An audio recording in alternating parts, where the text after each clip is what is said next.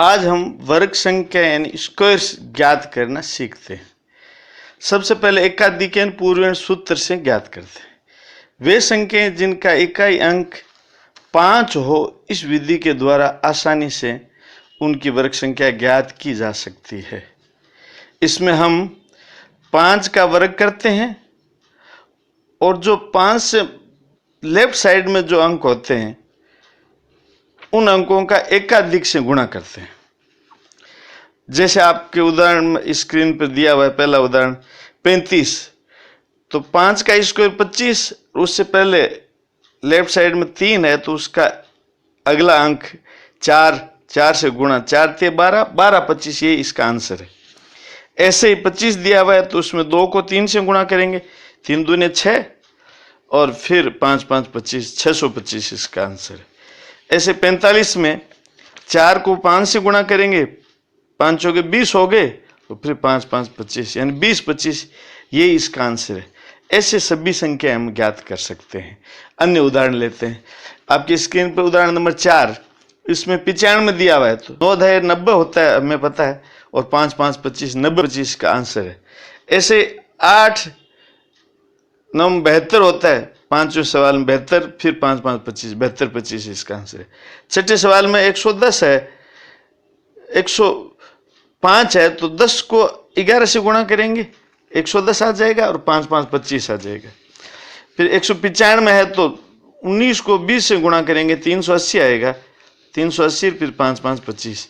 ऐसे 405 में 40 को 41 से गुणा करेंगे, 1640 आएगा, फिर 5 5 25 हो जाएगा।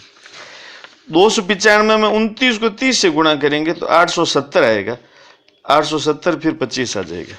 ऐसे 995 है तो 99 को 100 से गुणा करेंगे तो 99 100 हो जाएगा, फिर 5 5 25, 99 125 इसका आंसर रहेगा।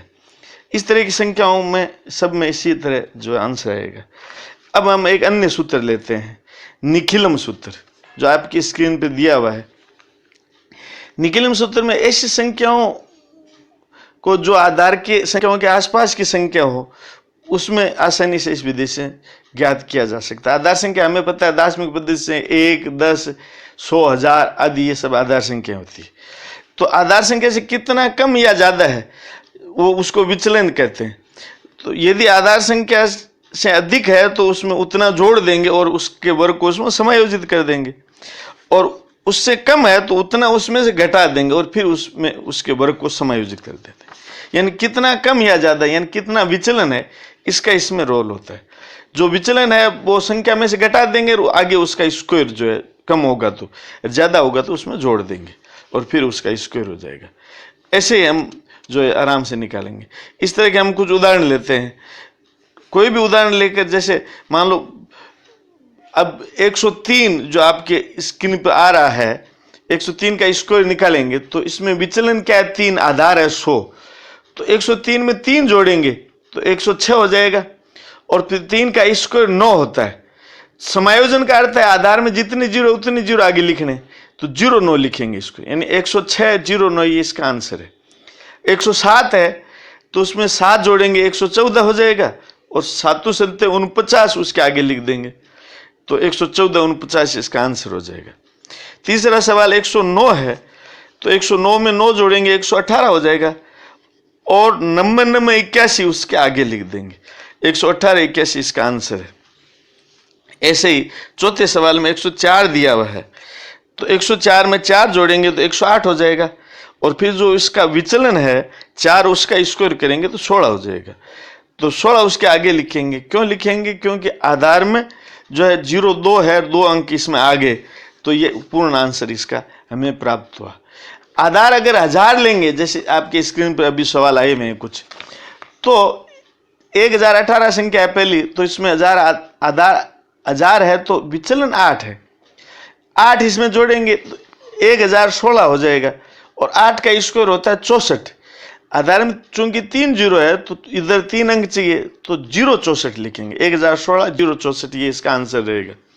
ऐसे ही अगला सवाल 1010 है तो 1010 में 10 जोड़ेंगे 1020 हो जाएगा, और 10 का स्क्वायर 100 उसे लिख देंगे। ऐसे ही तीसरे सवाल में 1011 है तो 1011 में 11 जोड़ेंगे 1022 होगा, और 121 11 का जो स्क्वायर है उसके आगे लिख देंगे। ऐसे चौथे सवाल में 1015 है, 1015 जोड़ेंगे तो 1015 में 15 जोड़ने पर 1030 हो गया और 15 का स्क्वायर 225 उसके आगे लिख देंगे। और अंतिम जो इसमें सवाल दिया हुआ है पांचवा 1025, तो 25 जोड़ेंगे 1050 हो जाएगा, 625 उसके आगे लिख देंगे। विचलन यदि ऋणात्मक होगा यानी कम होगा, अभी तो हमने धनात्मक लिए थे, आपके स्क्रीन पे जो ऋणात्मक के सवाल दिए हैं, विचलन ऋणात्मक होगा तो क्या होगा, जैसे 97 दिया है तो आधार 100 है, विचलन 3 है, 3 कम है, ऋणात्मक है तो 3 97 से घटाएंगे 94 आ जाएगा, और आगे वैसे 3 का स्क्वायर लिखेंगे, 3 3 9 09 लिखेंगे क्योंकि आधार में 02 है। ऐसे 94 है, 94 में 6 कम है 100, 6 इसमें घटाएंगे 88 हो जाएगा, 6 का स्क्वायर 36 उसके आगे लिख देंगे। ऐसे 991 तीसरा सवाल, तो 991 9 कम है 1000 में से, तो 9 का स्क्वायर जो है आगे लिखेंगे राइट साइड में 81 081 लिखेंगे, और उससे पहले 9 इसमें से घटाएंगे 982 आ जाएगा, 982 081 इसका आंसर रहेगा। और फिर 980 दिया हुआ है तो 20 कम है तो 20 इसमें घटाएंगे तो ये आ गया जो है 960, और फिर 400 उसके आगे आ जाएगा। अब कुछ अभ्यास के लिए जो है कुछ उदाहरण लेते हैं, अभ्यास के लिए कुछ आपके सामने स्क्रीन पर उदाहरण दिए हुए हैं, उसमें आप देखिए जो सवाल है, जैसे 106 है तो 106 में 6 जोड़ेंगे 112 हो गया, 6 चंग 36 उसके आगे आ जाएगा।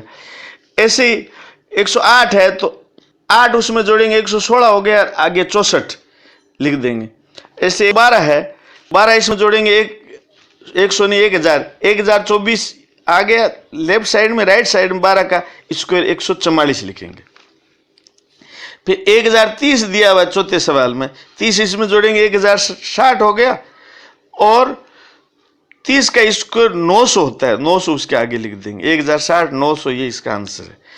और फिर 92 है तो 92 में 8 कम है, 8 घटाएंगे 84 हो जाएगा, 8 का स्क्वायर 64 उसके आगे लिखेंगे, 84 64 इसका आंसर है। 98 में 2 कम है, 2 घटाएंगे 96 हो गया, 0 4 2 का स्क्वायर उसके आगे लिख देंगे।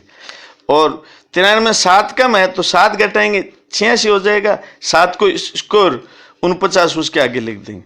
और 993 में 7 कम है, 7 घटाएंगे 986 होगा, और 7 का स्क्वायर 0 49 उसके आगे लिख देंगे। 12 में 2 जोड़ेंगे 14 हो गया, 2 का स्क्वायर आगे 4 लिख देंगे।